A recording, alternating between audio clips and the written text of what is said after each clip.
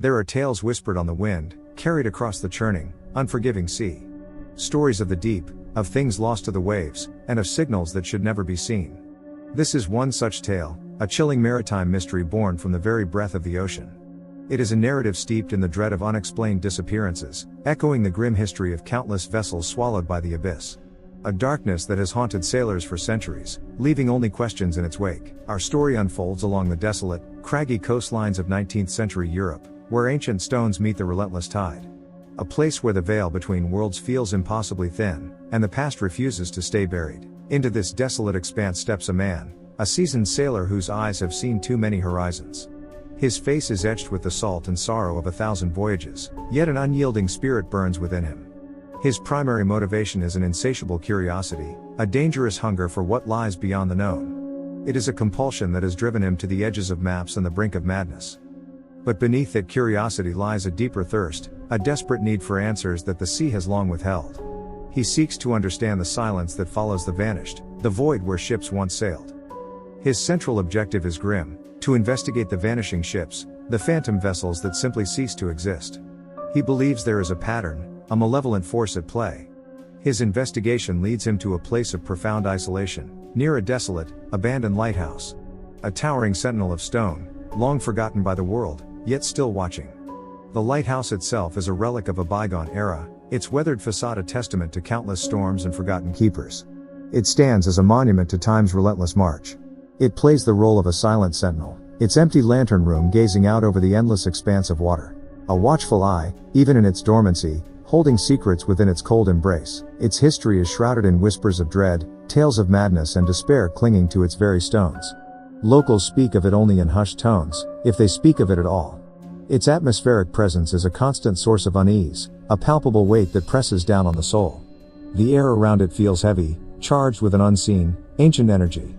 For decades, the lighthouse has stood inactive, its powerful beam extinguished, its machinery rusted into silence. A beacon of hope turned into a monument of desolation. Yet, in the deepest hours of the night, a supernatural phenomenon begins. A light inexplicably flickers within its darkened lantern room. A ghostly pulse in the overwhelming blackness. It becomes a spectral beacon in the darkness, a phantom signal cutting through the oppressive gloom. A light that defies all logic, all reason, all understanding. Then comes the auditory horror, echoes of distant screams, faint at first, then growing in intensity. They are not human, not animal, but something far more ancient and terrifying.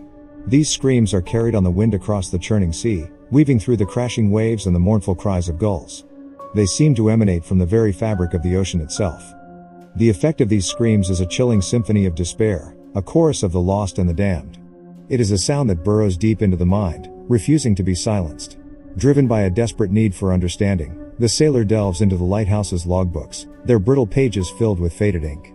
Each entry a fragment of a forgotten nightmare. Within these logbooks, he uncovers disturbing discoveries, accounts of previous crews, their handwriting growing increasingly erratic with each passing entry. A descent into madness documented in stark detail. The previous crew's experiences speak of sanity unraveling, of minds fracturing under an unbearable weight. Their words paint a picture of profound psychological torment. They describe witnessing shadowy figures, indistinct at first, then growing clearer, more menacing.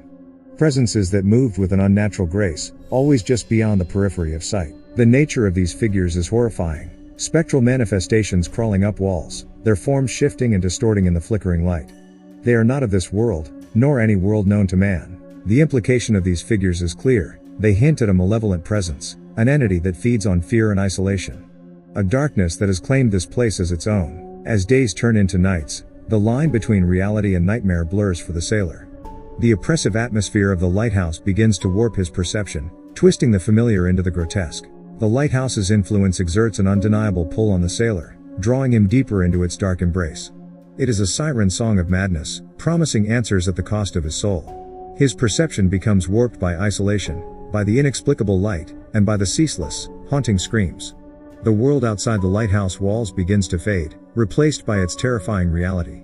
The sailor soon begins to experience the same unsettling phenomena as his predecessors. The whispers become clearer, the shadows more defined, the dread more profound. The intensification is relentless. The spectral figures become more vivid, their forms solidifying, their movements more deliberate. They are no longer mere apparitions but tangible threats. The torment becomes more real, a physical assault on his senses and his sanity. He feels their cold breath, hears their guttural whispers, sees their empty, accusing eyes. In a devastating twist, the sailor becomes a victim of the lighthouse's curse, his quest for answers ending in his own undoing. He is no longer an observer but a participant in the horror. His role shifts irrevocably. He is not merely an observer, but a participant in the lighthouse's eternal torment. He has joined the ranks of the lost, bound to its spectral existence. He finds himself trapped in a horrifying loop of spectral torment, reliving the terror of those who came before him. The lighthouse has claimed him, body and soul. His transformation is complete. He becomes part of the lighthouse's crew, a new addition to its ghostly inhabitants. His living form fades, replaced by an ethereal echo. He is bound to a spectral existence, his essence forever intertwined with the cold stone and the endless sea. He is a prisoner, a sentinel, a warning. His ultimate role is grim, a silent sentinel doomed to signal a warning that may never be heeded. His light, once a guide, now a harbinger of doom. This warning may never be heeded, for who would dare approach a light that signals only despair? The cycle continues, unbroken, eternal. His final state is one of perpetual torment, forever trapped, a ghostly figure in the flickering light. He is a part of the lighthouse now, indistinguishable from its ancient dread. The story's impact leaves a lingering sense of dread, a cold hand clutching at the heart long after the final word. It is a tale that refuses to be forgotten. It serves as a chilling reminder of the enduring power of the unknown, of the darkness that lurks just beyond our comprehension. Some mysteries are best left undisturbed, some signals unheeded.